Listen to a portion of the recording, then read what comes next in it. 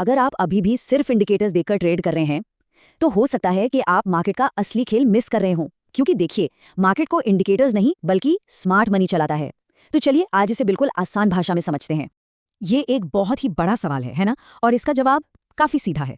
ज्यादातर ट्रेडर्स इसलिए हारते हैं क्योंकि वो सिर्फ चार्ट पर दिख रहे प्राइस और इंडिकेटर्स के पीछे भागते रहते हैं, जबकि मार्केट को चलाने वाले बड़े खिलाड़ी, जिन्हें हम स्मार्ट मनी कहते हैं, वो असल में पर्दे के पीछे एक बिल्कुल अलग ही खेल खेल रहे होते हैं। और वो खेल है लिक्विडिटी का।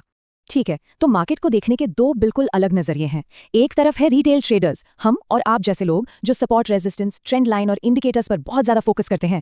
और दूसरी तरफ है स्मार्ट मनी, जिसकी नजर सिर्फ एक चीज पर टिकी होती है, लिक्विडिटी। मतलब वो जगह है जहां सबसे ज्यादा पैसा फंसा हुआ है। और यकीन मानिए, यही वो सबसे बड़ा फर्क है जो एक को दूसरे पर हमेशा एक बढ़त दिलाता है। और इस अलग नजरिए का नतीजा क्या होता है? खैर, ये लाइन इसे बखूबी बताती है। जहां रिटेल ट्रेडर्स को लगता है कि अरे वाह, ये तो ब्रेकआउट पर एंट्री लेने का एकदम परफेक्ट मौका है, अक्सर वही वो पॉइंट होता है जहां स्मार्ट मनी अपना प्रॉफिट बुक कर रही होती है। ऐसा इसलिए होता है क्योंकि जो पारंपरिक टेक्निकल एनालिसिस है, उसके नियम रिटेल ट्रेडर्स के एक्शन को बहुत ज्यादा प्रिडिक्टेबल बना देते हैं। तो चलिए अब इन दो खिलाड़ियों की दुनिया में थोड़ा और गहरा उतरते हैं और समझते हैं कि ये हैं कौन और इनके सोचने का तरीका एक दूसरे से इतना अलग क्यों है। तो ये स्मार्ट मनी आखिर है कौन? देखिए, ये कोई एक इंसान नहीं है। ये हैं बड़े बड़े इंस्टीट्यूशंस, जैसे कि बैंक्स, हेज फंड्स और बड़े वित्तीय संस्थान। इनके पास इतना पैसा होता है कि इन्हें अपने बड़े बड़े ऑर्डर्स भरने के लिए भारी मात्रा में लिक्विडिटी चाहिए होती है। और बस यही मार्केट में बड़े मूव्स का कारण बनता है। अच्छा, अब जब हम ये जान गए हैं कि मार्केट को कौन चलाता है, तो अगला सवाल है कैसे। मार्केट का मूवमेंट कोई रैंडम चीज नहीं है, इसके पीछे एक बहुत ही सोची समझी रणनीति काम करती है। आइए इस पर थोड़ा गहराई से नजर डालते हैं। इस पूरे खेल का जो सेंटर पॉइंट है वो है लिक्विडिटी। ट्रेडिंग की भाषा में लिक्विडिटी का मतलब है चार्ट पर वो एरिया जहां बहुत सारे स्टॉप लॉस ऑर्डर्स जमा होते हैं। आप इसे ऑर्डर्स का एक पूल समझिए जो स्मार्ट मनी के लिए ईंधन की तरह काम करता है, ताकि वो अपने बड़े ट्रेड्स को एग्जीक्यूट कर सके। और यही है स्मार्ट मनी कॉन्सेप्ट का मूल सिद्धांत। मार्केट पहले उस दिशा में जाता है जहां सबसे ज्यादा स्टॉप लॉस लगे होते हैं। स्मार्ट मनी उन स्टॉप लॉस को ट्रिगर करवाती है, लिक्विडिटी को सोखती है और फिर अपनी असली दिशा में एक तेज और बड़ा मूव देती है। इसे ही लिक्विडिटी हंट या स्टॉप हंट भी कहते हैं। तो ये लिक्विडिटी मिलती कहाँ है? आमतौर पर चार्ट पर कुछ खास जगहों पर, जैसे कि इक्वल हाइज या लोज, जहां कीमत एक लेवल को बार बार छूकर लौटती है, या फिर ट्रेंड लाइंस के ठीक ऊपर या नीचे। ऐसा इसलिए क्योंकि पारंपरिक टेक्निकल एनालिसिस हमें यही सिखाता है कि इन लेवल्स के पास स्टॉप लॉस लगाना सेफ है, और स्मार्ट मनी ये बात अच्छी तरह जानती है।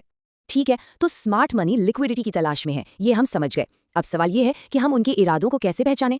अच्छी बात यह है कि वो चार्ट पर अपने कदमों के निशान छोड़ जाते हैं। आइए इन संकेतों को पढ़ना सीखते हैं।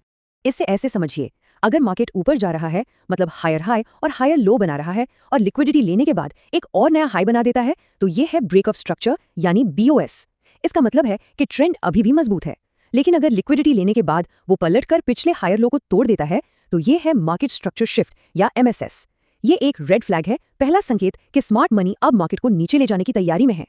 अगला महत्वपूर्ण संकेत है ऑर्डर ब्लॉक। ये एक बड़े मूव से ठीक पहले वाली आखिरी ऑपोजिट कलर की कैंडल होती है। ऐसा माना जाता है कि स्मार्ट मनी ने इसी जोन से अपनी खरीदारी या बिकवाली शुरू की थी, इसलिए उनके कुछ अधूरे ऑर्डर्स अभी भी वहां मौजूद हो सकते हैं। और यही वजह है कि कीमत अक्सर इस जोन में वापस आकर रिएक्ट करती है। और फिर आता है फेयर वैल्यू गैप। इसे ऐसे सोचिए कि जब मार्केट बहुत तेजी से एक दिशा में भागता है, तो वो कैंडल्स के बीच कुछ खाली जगह छोड़ जाता है जहां ठीक से ट्रेडिंग नहीं हो पाती। मार्केट को ये असंतुलन पसंद नहीं है और वो अक्सर इन गैप्स को भरने के लिए वापस लौटता है। ये भी हमारे लिए एक हाई प्रोबेबिलिटी एंट्री एरिया होता है। बहुत बढ़िया।